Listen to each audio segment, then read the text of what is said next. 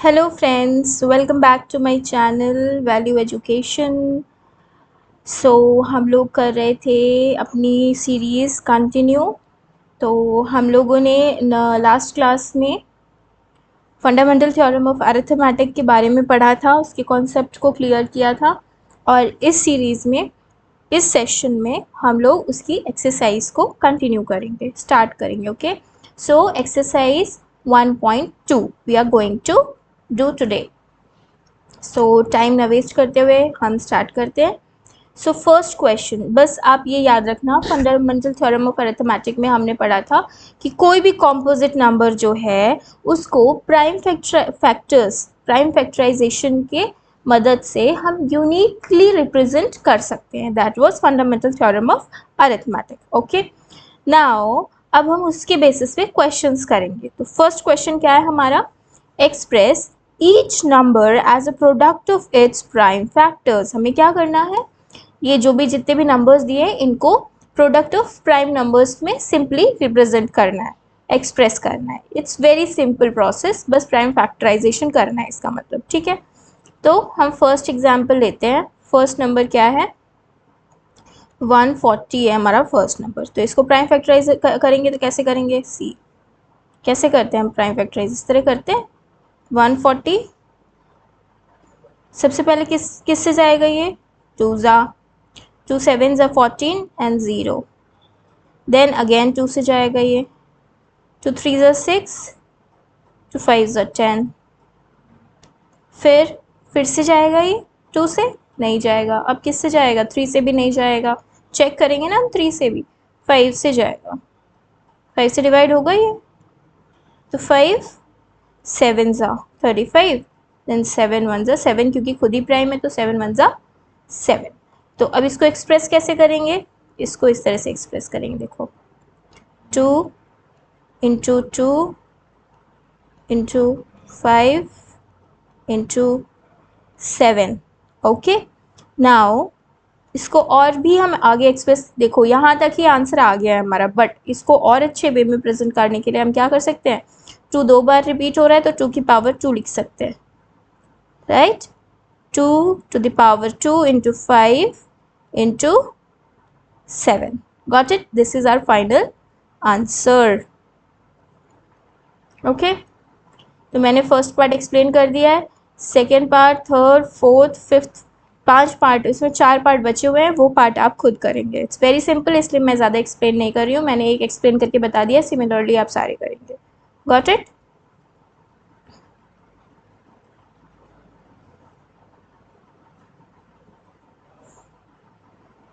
Now come second question. Second question में क्या बोला है? Find the LCM and HCF of the following pairs of integers, verify LCM into HCF is equal to product of the two numbers. ये property कह लो या formula कह लो, हमने लास्ट क्लास में पढ़ा था कि product of LCM and HCF of two numbers, पढ़ा था ना ये। एक सेकेंड, ऐसा ऐसा ऐसा था, देखो रिकॉल करो आप लोग। LCM of two numbers, that is A, B, into में क्या था? HCF of A, B is equals to क्या था? A into B, मतलब product of the numbers itself. So इसका भी फर्स्ट पार्ट कराऊंगी मैं, बाकी दोनों आप होमवर्क में ट्राई करेंगे। देखो मैं आपको ट्राई करने के लिए इसलिए खुद से दे रही हूँ, बाकी मैं अभी यहाँ पे भी सारे सॉल्व करा सकती हूँ, but it's that mathematics is all about practicing questions. और अगर आप प्रैक्टिस नहीं करेंगे ना तो फिर भूल जाएंगे चीज़ों को, तो इट्स बेटर आप खुद से वो चीज़ प्रैक्टिस करें, है ना? मैं एक क्वेश्चन तो करा रही हूँ, सेम पैटर्न पे आपको करना है, कुछ चेंज भी नहीं है। ओके, तो फर्स्ट इज दिस, देखो 26 और 91 को 91 दो नंबर दिए हैं, इनके लिए हमें अप्लाई करना है। तो पहले तो एक्सप्रेस करेंगे 26 को और 91 को एज एन प्राइम फैक्टर्स के प्रोडक्ट में। तो 26 को जब इसी तरह करना है आपको जैसे हमने प्राइम फैक्टर किया था, ठीक है? 26 का निकालेंगे, 2 ज़ा जाएगा, 2 1 ज़ा 3 ज़ा, फिर 13 इज अ प्राइम नंबर तो ये 1 ज़ा ही जाएगा। Got it? तो इसका क्या हो जाएगा? 2 × 13, 1 आप मल्टीप्लाई में लिखो ना लिखो डजेंट मैटर। 91 को इसी तरह करेंगे इस प्रोसेस से, तो व्हाट यू विल गेट 7 × 13 × 1, दोनों को प्राइम फैक्टर्स मिल गए हमें प्रोडक्ट के फॉर्म में। नाउ अब एलसीएम कैसे निकालेंगे? एलसीएम ऑफ 26 एंड 91 क्या था? लीस्ट कॉमन मल्टीपल निकालना होता था ना हमें दोनों में से। तो लीस्ट कॉमन मल्टीपल, पहले तो सारे नंबर्स देख लो, 2, 13 कुछ रिपीट हो रहा है, 13 रिपीट हो रहा है, तो लीस्ट निकालना है, लीस्ट पावर लिखेंगे ना उसकी, तो 13 एक बार ही लिखेंगे, 2 बार नहीं लिखेंगे, लीस्ट लिखना है, ये याद रखना हमेशा। बाकी में क्या है हमारे पास 2 × 7 और इंटू में 1, ये क्या हो जाएगा हमारा एलसीएम हो जाएगा। तो एलसीएम क्या आ गया हमारा यहाँ पे देखो 182 आ गया एलसीएम। नाउ एचसीएफ क्या आ जाएगा? जो कॉमन होता है वो लेंगे, ये कॉमन है, 13 कॉमन है, और कुछ कॉमन दिख रहा है? 1 कॉमन है, तो 1 का तो कुछ वो ही नहीं है वैल्यू, मतलब 1 × 13 इज 13 इटसेल्फ। तो एचसीएफ हमारा क्या आ गया 13। अब वेरिफिकेशन देखो, वेरिफिकेशन करना है, वही चीज़ अप्लाई करनी है, ये वाला फॉर्मूला जो हमने लिखा है ये वाला, ये भी बोला है ना उन्होंने, वेरीफाई करो आप इसको, इससे एलसीएम एचसीएफ फाइंड करने के बाद आप इस फॉर्मूले में पुट करो इसमें और वेरीफाई करके दिखाओ। वेरिफिकेशन का मतलब हमेशा जब भी आपको वेरीफाई करने के लिए चीज़ें दी जाए तो आपको शो करना होता है, ठीक है, सब कुछ दिया होता है बस शो करना होता है। तो मतलब क्या है एलएचएस, ये जो इक्वल टू की इस साइड वाली साइड है इसको हम बोलेंगे लेफ्ट हैंड साइड, और इस साइड को बोलेंगे राइट हैंड साइड, आरएचएस और एलएचएस बोलते हैं, ठीक है। तो हमें क्या करना होता है सिंपली वेरिफिकेशन में एलएचएस को आरएचएस के इक्वल प्रूफ करना होता है, ओके। नाउ अब देखो वेरिफिकेशन कर रहे हैं प्रोडक्ट ऑफ 26 एंड 91 को, 26 और 91 का प्रोडक्ट क्या कर दिया इन्होंने आरएचएस, ये आरएचएस देखो सॉल्व कर रहे हैं लोग पहले, ठीक है। तो a × b, आरएचएस में क्या था a × b, तो वही कर दिया इन्होंने, व्हाट दे आर गेटिंग 2366 मिला हम लोगों को। फिर अब यहाँ पे इस स्टेप में कर रहे हैं LHS solve left hand side, तो प्रोडक्ट ऑफ एलसीएम और एचसीएफ, एलसीएम क्या था 182 और एचसीएफ क्या था 13, दोनों का प्रोडक्ट करके क्या आ रहा है हमारे पास 2366, तो दोनों ये एलएचएस और आरएचएस इक्वल हो गए, तो मतलब वेरीफाई हो गया, तो hence verified. Got it? Simple, बहुत सिंपल है, कुछ ज़्यादा इसमें सोचने या कुछ करने की ज़रूरत नहीं है, बस कॉन्सेप्ट याद होना चाहिए। एचसीएफ एलसीएम फाइंड करो और उसके बाद पे वो फॉर्मूला जो एचसीएफ एलसीएम वाला है वो पुट कर दो, बस वेरीफाई हो जाएगा, ठीक है। This is the solution of second part. Third part आप लोग होमवर्क में करेंगे, okay. Now comes question number third, find the LCM and HCF of the following integers by applying the prime factorization method। अब क्या करना है LCM और HCF find करना है, बट कौन से मेथड से?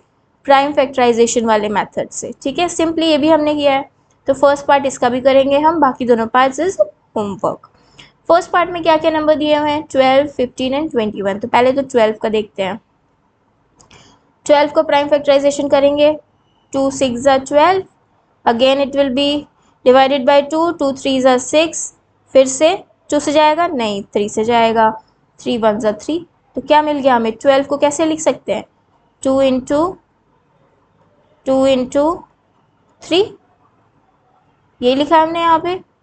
15 को भी इसी तरह प्राइम फैक्टराइज करेंगे, क्या हो जाएगा 5 × 13, 21 को करेंगे क्या हो जाएगा 7 × 13। अब देखो तीनों नंबर्स में देखो, मान लो मैं पहले एचसीएफ निकालना है, एचसीएफ क्या होता है highest common factor, common factor क्या है तीनों में कॉमन हो जाएगा, अब सिर्फ 2 में नहीं देखेंगे तीनों में, तो तीनों में क्या कॉमन दिख रहा है आपको 3 दिख रहा है, 3 तीनों में है, बाकी ऐसा कोई नंबर है जो तीनों में है नहीं 3, तो हाईएस्ट कॉमन फैक्टर क्या हो जाएगा 3 हो जाएगा। एलसीएम के लिए क्या देखते हैं लीस्ट कॉमन मल्टीपल, तो लीस्ट कॉमन मल्टीपल देखो यहाँ से 2 आ गया, 2 बार है तो एक ही बार लेंगे क्योंकि लीस्ट पावर लेनी है, फिर 3 लिख देंगे 3, अब यहाँ आओ इसमें 5 × 3 है, 3 एक बार लिख चुके दोबारा लिखेंगे नहीं लिखेंगे 5 लिखेंगे, उसके बाद यहाँ पे 7 × 3 है तो 7 लिखेंगे, 3 हमने लिख चुके हैं तो 3 दोबारा नहीं लिखेंगे, तो this will be our LCM, वो यहाँ पे लिखा है।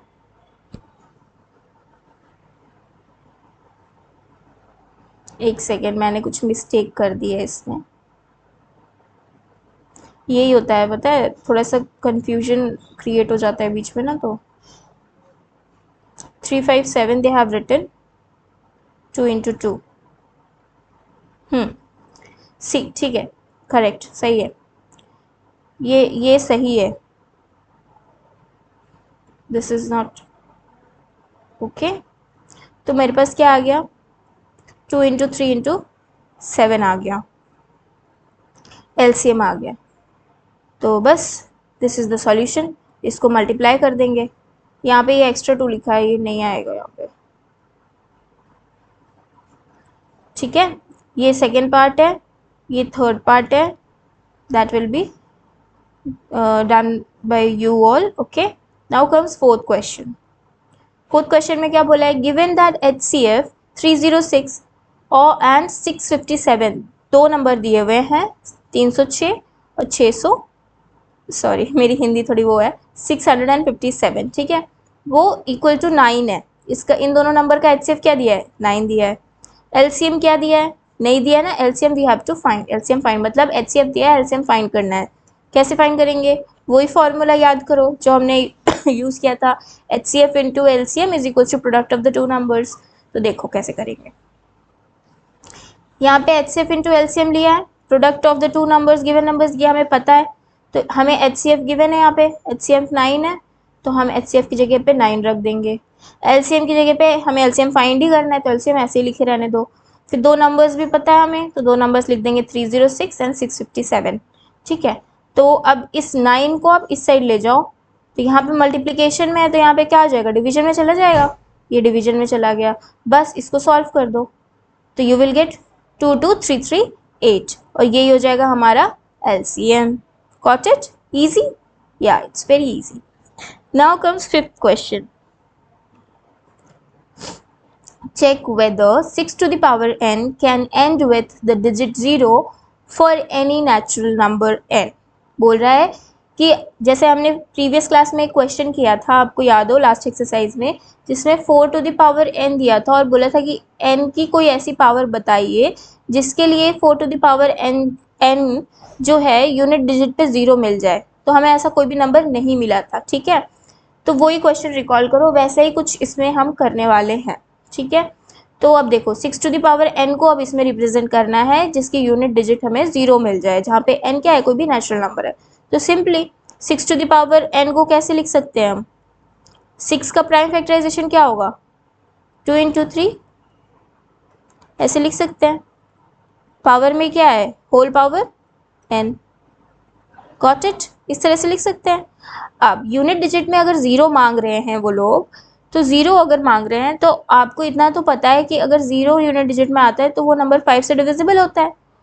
तो अब देख लो यहाँ पे कि 3 या फिर 2 या फिर 3 कभी भी 5 से डिविजिबल होगा क्या, नहीं होगा। तो इसका मतलब क्या है, इसका मतलब ये है the prime factorization of 6 to the power n doesn't contain the prime number 5, prime number 5 नहीं होगा क्योंकि वो उससे डिविजिबल ही नहीं है, sorry. Hence, it is clear that for any natural number n, 6 to the power n is not divisible by 5. वही हमने यहाँ पे देख लिया, नहीं divisible है, and thus it proves that 6 to the power n cannot end with. अगर ये divisible ही नहीं है तो इससे प्रूव हो जाता है कि उसके यूनिट डिजिट पे 0 नहीं आएगा किसी भी नेचुरल नंबर n के लिए। Got it? Okay. Now comes our sixth question, I think ये लास्ट क्वेश्चन है एक्सरसाइज का, नहीं एक और क्वेश्चन, ओके। सिक्स्थ क्वेश्चन में बोल रहे हैं कि एक्सप्लेन वाई, क्यों, आप एक्सप्लेन करो क्यों 7 × 11 × 13 plus 13 and 7 × 6 × 5 × 4 × 3 × 2 × 1 plus 5 are composite numbers. ये दोनों जो भी इन्होंने एक्सपेंशन दे रखा है प्रोडक्ट और एडिशन के फॉर्म में, वो कॉम्पोजिट नंबर्स है, ये हमें एक्सप्लेन करना है और रीज़न बताना है, ठीक है। तो इसका सोल्यूशन देखते हैं। By the definition of a composite number, composite number क्या होते हैं, मैंने एक्सप्लेन किया था लास्ट क्लास में, ऐसे नंबर्स जिनके मोर देन 2 फैक्टर्स, ठीक है।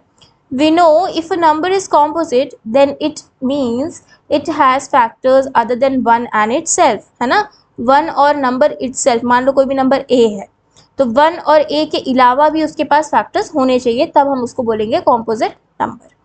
Therefore for the given expression तो ये जो पहली एक्सप्रेशन हमें दी हुई है टेकिंग, अब इसमें से देखो आप क्या कॉमन ले सकते हो। मान लो मैं इसको ऐसे लिख रही हूँ 7 इंटू 11 इंटू 13 प्लस 13। ओके, अब मैं इसमें से 13 अगर कॉमन निकाल लूँ, निकाल सकती हूँ। इस पूरे टर्म से 13 आएगा और इससे आएगा। समझ, कॉमन निकालना तो आता होगा सबको। तो अगर मैंने इसमें यहाँ पे इक्वल टू 1, इसकी नेक्स्ट स्टेप में 13 को कॉमन निकाल रही हूँ मैं, तो क्या बचेगा 7 इंटू 11 प्लस 1, ये बचेगा। इसको सॉल्व कर लो।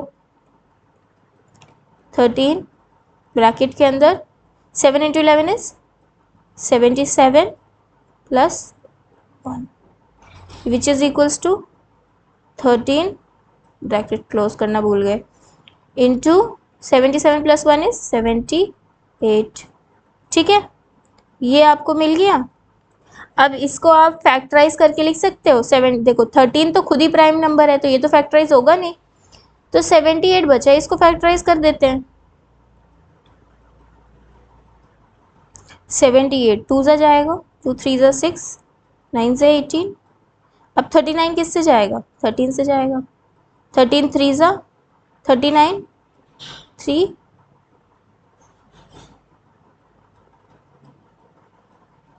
3 से भी तो जा रहा है ये।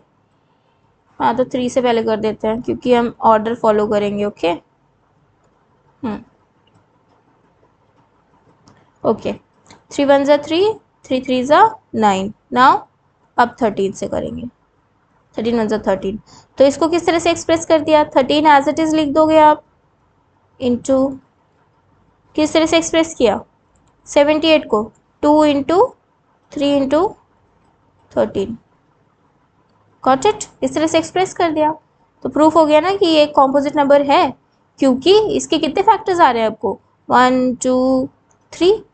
13 दोबारा रिपीट हो रहा है ना, तो उसको दोबारा काउंट नहीं करेंगे। ओके, तो हमें यहाँ पे 3 फैक्टर्स मिल रहे हैं, मतलब मोर देन 2 फैक्टर्स मिल रहे हैं नंबर और नंबर इटसेल्फ से। अगर यहाँ पे सिर्फ 2 और 3 भी होते ना तो भी हम इसको कॉम्पोजिट कहते हैं। तब आप ये नहीं कह सकते कि मैम यहाँ तो सिर्फ 2 ही फैक्टर है, कैसे कह रहे हो, नहीं, क्योंकि नंबर जैसे 78 था हमारा नंबर, 78 खुद भी तो एक फैक्टर है 78 का, और 1 भी तो है।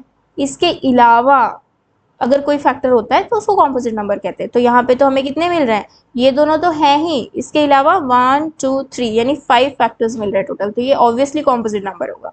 Got it. नेक्स्ट पार्ट में भी यही किया है सिमिलरली, देखो यही समझते हैं इसको।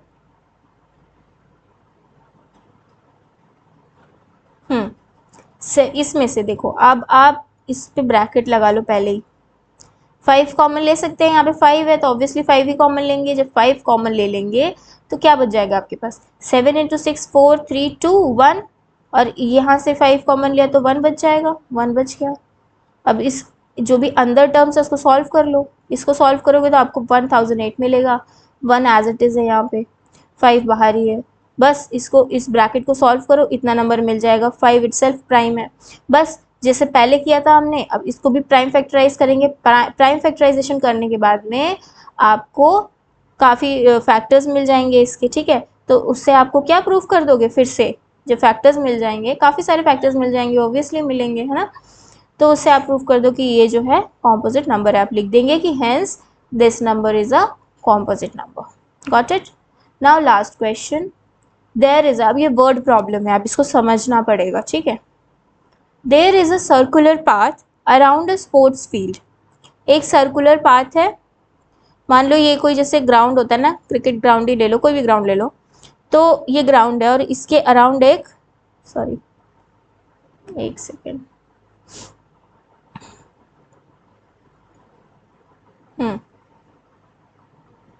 कलर चेंज कर लेते हैं ना तो अच्छे से समझ में आएगा। ओके, इसके अराउंड एक सर्कुलर पाथ है ग्राउंड के, ठीक है।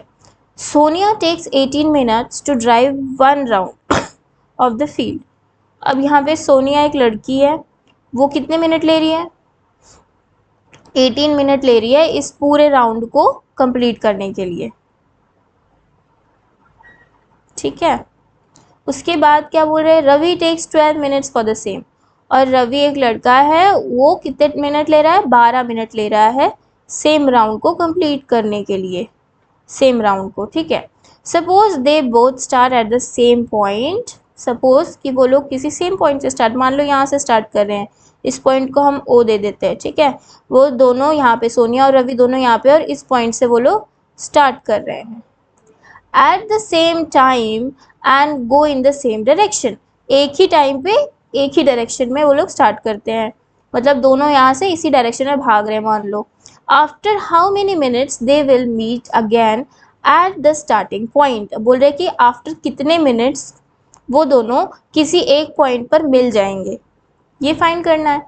तो इसको फाइंड करने के लिए क्या करेंगे आप लोग, लीस्ट कॉमन मल्टीपल फाइंड करेंगे, है ना, कि वो कौन से कॉमन लीस्ट, इतना बहुत ज़्यादा से ज़्यादा टाइम तो नहीं निकालना है हमें, कम से कम टाइम देखना है जिसकी कितने कम से कम टाइम में वो कहाँ पे मिल रहे हैं, जल्दी से जल्दी वो कौन से पॉइंट पे मिल रहे हैं। तो क्या निकालेंगे, एलसीएम निकालेंगे, सिंपल सॉल्व हो जाएगा। अब एलसीएम निकाल दो, कुछ नहीं है इस क्वेश्चन में, ठीक है। देखो solution, since both Sonia and Ravi move in the direction and at the same time, the method to find time when they will be meeting again at the starting point is LCM of 18 and 12। 18 और 12 का LCM निकाल लो, LCM निकालोगे तो 18 के factors देख लेना, ऐसे 18 के फैक्टर्स कर लोगे, इधर करती हूँ, 18 का प्राइम फैक्टराइजेशन करोगे तो क्या आएगा, 2 9 ज़ा 18, 3 3 ज़ा 9, 3 1 ज़ा 3, तो क्या आ जाएगा 2 इंटू 3 इंटू 3, गॉट इट। और 12 का करेंगे तो क्या आएगा, 2 6 ज़ा 12, 2 3 ज़ा 6, 3 1 ज़ा 3, आ गया। तो अब देखो दोनों में लीस्ट कॉमन मल्टीपल क्या है, यहाँ पे 3 की पावर ऐसे लिख सकते हैं 2 इंटू 3 टू द पावर 2, इसको कैसे लिख सकते हैं 2 की पावर 2 इंटू 3 से लिख सकते हैं ना, इसको 12 को और इसको 18 को, गॉट इट। तो दोनों में अब लीस्ट कॉमन निकालना है, तो आप देखो यहाँ पे 2, यहाँ से एक 2 ले लेंगे, यहाँ से भी एक, कॉमन भी देखना है ना कि कॉमन भी होना चाहिए उसमें, ठीक है। तो देखो दोनों में कॉमन क्या है, दोनों में 2 भी कॉमन है, 3 भी कॉमन है ना। तो आप यहाँ से लोगे 2, अगर दोनों में 2, एलसीएम के केस में हमेशा याद रखना, अगर दोनों में वो नंबर्स हैं तो हाईएस्ट पावर को हम प्रेफर करते हैं, ठीक है। तो देखो वही मैंने बताया था, हाईएस्ट पावर लेंगे आप, तो यहाँ पे इसमें भी 2 है, इसमें भी 2 है, तो हम हाईएस्ट पावर लेंगे, तो हम ले लेंगे एलसीएम, कैसे आ जाएगा हमारे पास 2 टू द पावर 2। अब 3 भी दोनों में है, तो हाईएस्ट पावर 3 की क्या है 2, तो वही यहाँ पे लिख देंगे 3 टू द पावर 2, तो एलसीएम क्या हो जाएगा 4 इंटू 9 दैट इज 36, ये हमारा एलसीएम आ जाएगा, मतलब 36 मिनट्स के बाद में वो दोनों किसी एक पॉइंट पर मिल जाएंगे। This is the answer. So yeah this is all about today's lecture. I hope आपको आज का पूरा लेक्चर जो भी हमने क्वेश्चंस एक्सरसाइज की है समझ में आया होगा। जो होमवर्क दिया है प्लीज़ ट्राई करो उस होमवर्क को करने के लिए, that will be beneficial for you only.